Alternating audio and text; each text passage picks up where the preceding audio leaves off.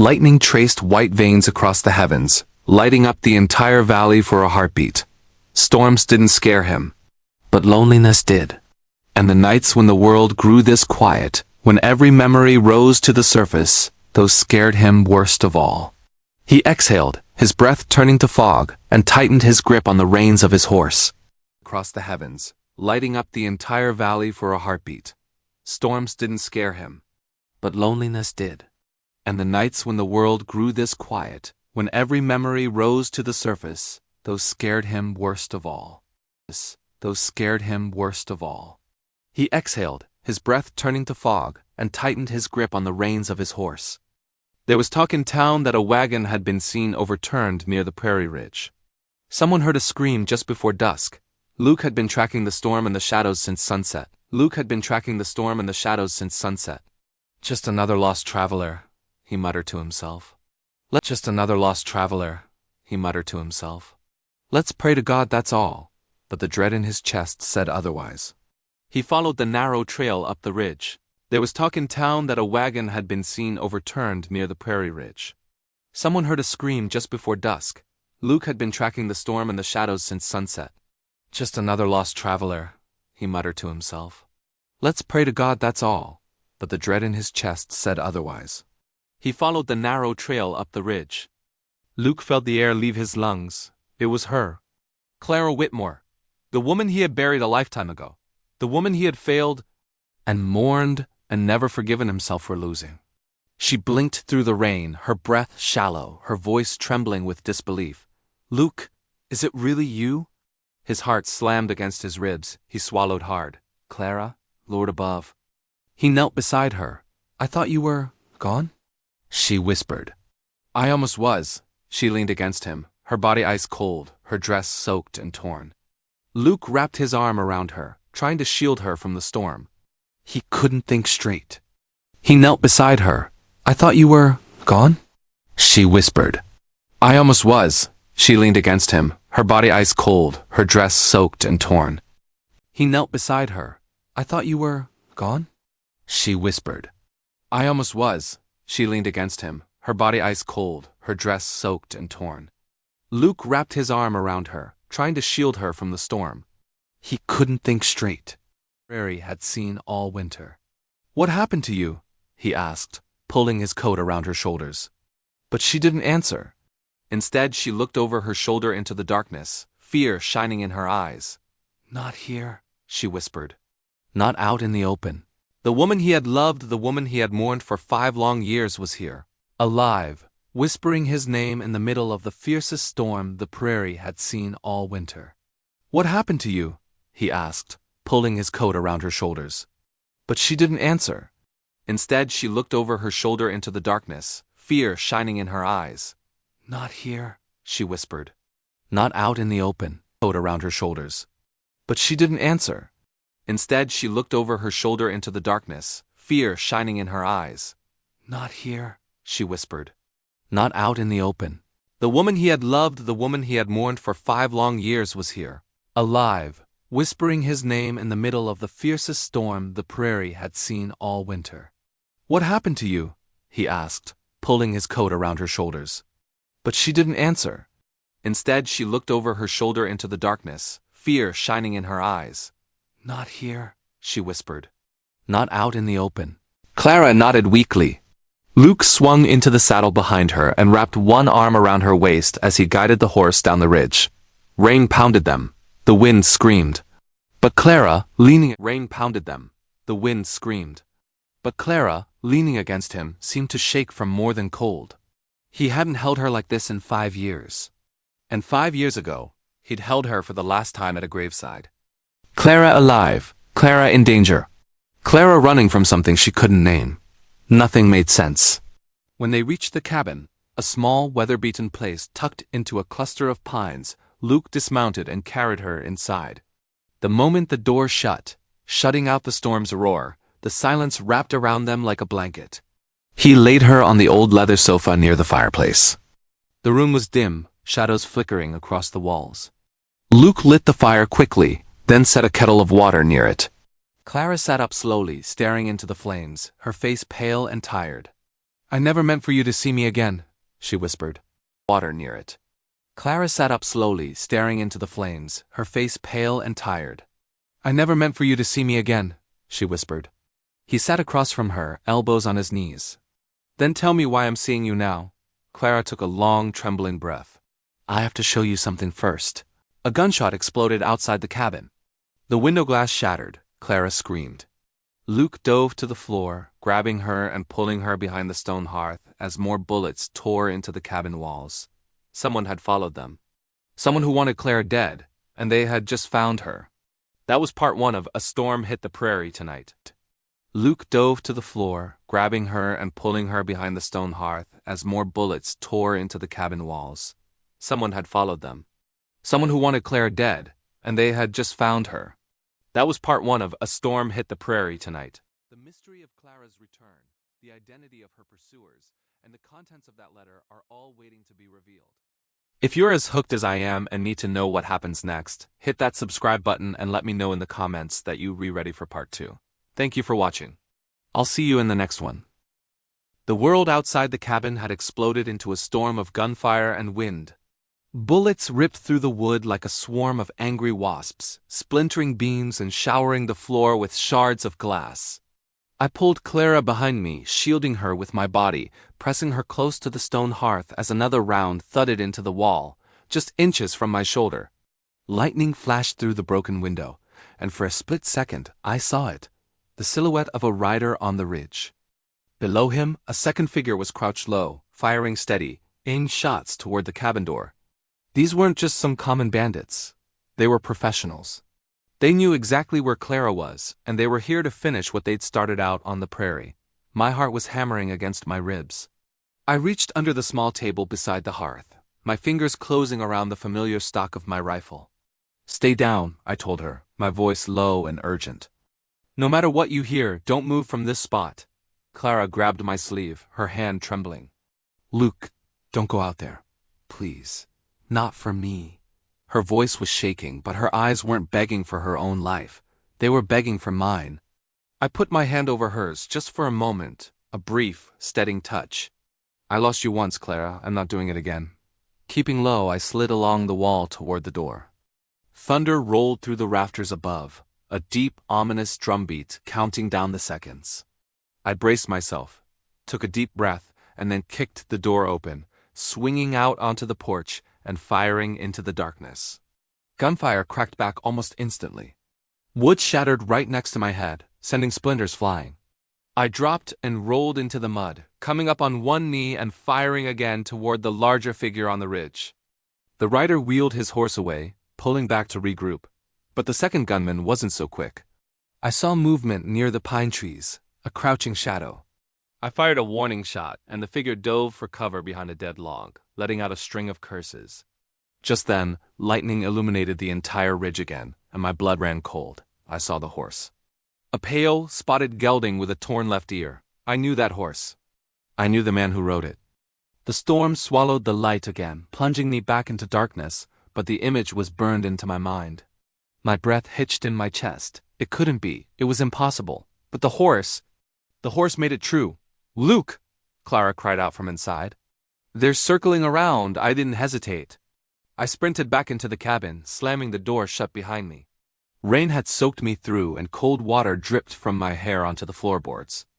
Clara was kneeling by the hearth, clutching the letter I still hadn't had time to read. I dropped down beside her. There are two of them, I said, trying to catch my breath. One's trying to flush me out. The other... I think I know who he is.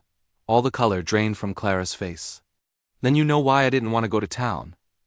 I studied her then, rain dripping from my hair onto my face. Clara, who are they? She didn't answer right away. Instead, she held out the letter again, her hand shaking. You need to read this. You need to read what I came here to give you. My own hands were trembling slightly as I took the worn paper and unfolded it. As my eyes scanned the page, the roar of the storm seemed to fade into a distant hum. Clara watched me, a haunted stillness in her eyes. The letter was dated 3 months after she had supposedly died, and it was in her handwriting. Asterisk Luke, asterisk it began. Asterisk I'm alive. I can't stay. I can't come home. There are things I never told you. Things that will put you in danger now. Forgive me for leaving again. One day, if I survive, I will explain everything. Asterisk. But the signatures at the bottom weren't hers. There were two names. One I had hoped to never see again in my life, and one I prayed wasn't real. Clara swallowed hard, her voice barely a whisper. They found out I sent that letter. They found out I survived. Ever since then, they've been hunting me from one town to the next. I let out a long, heavy breath, the air leaving my lungs in a rush.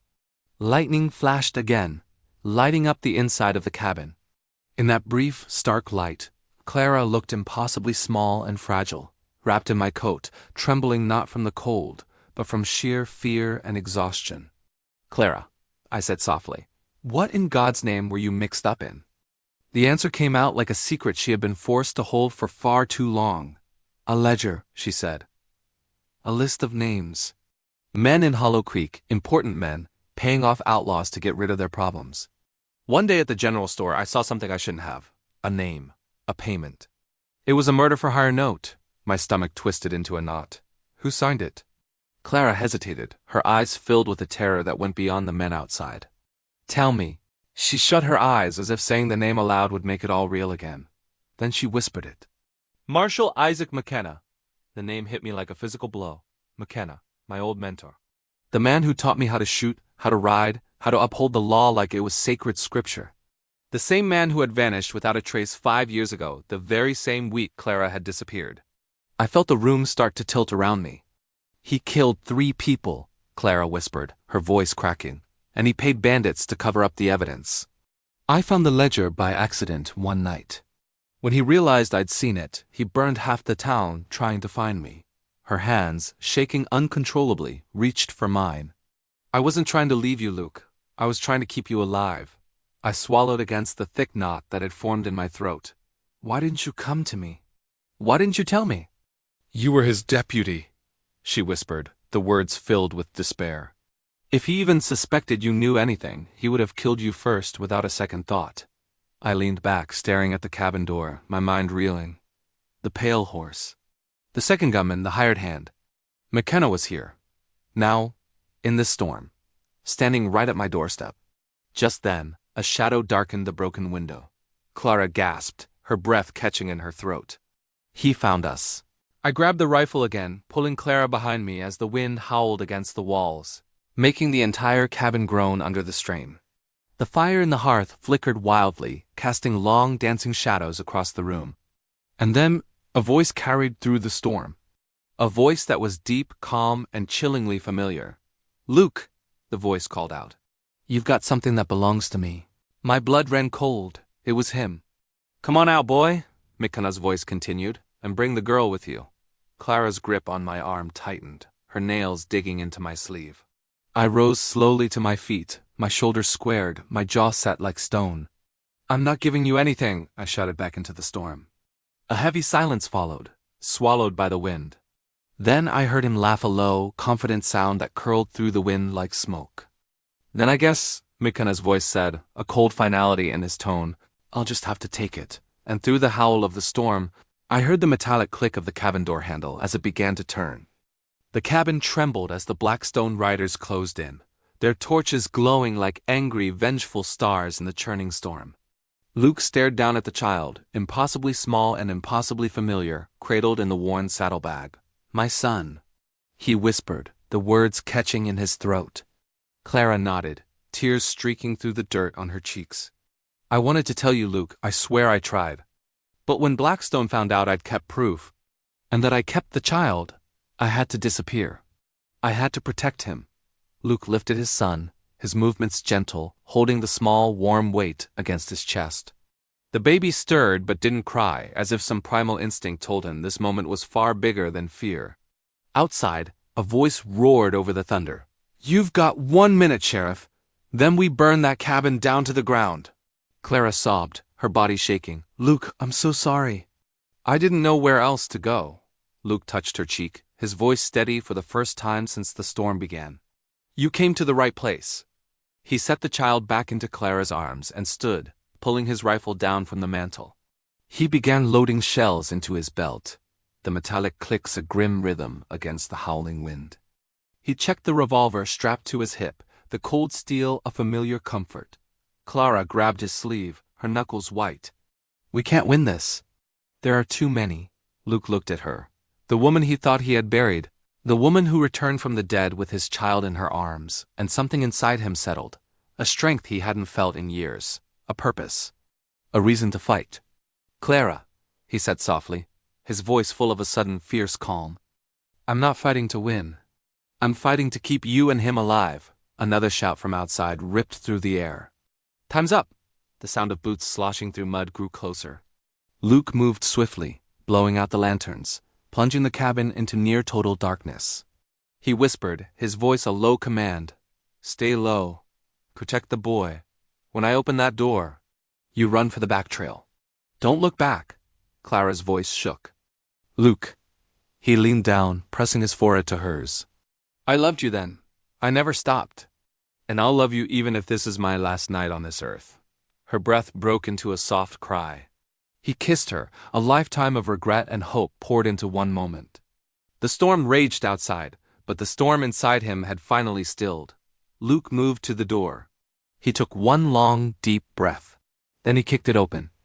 Lightning blasted the sky at that exact second, turning him into a silhouette rifle raised, framed in white fire.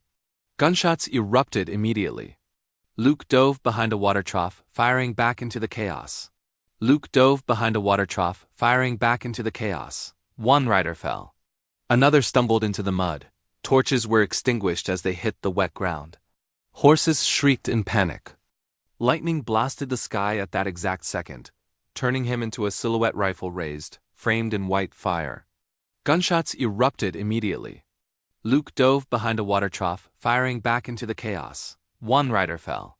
Another stumbled into the mud. Torches were extinguished as they hit the wet ground.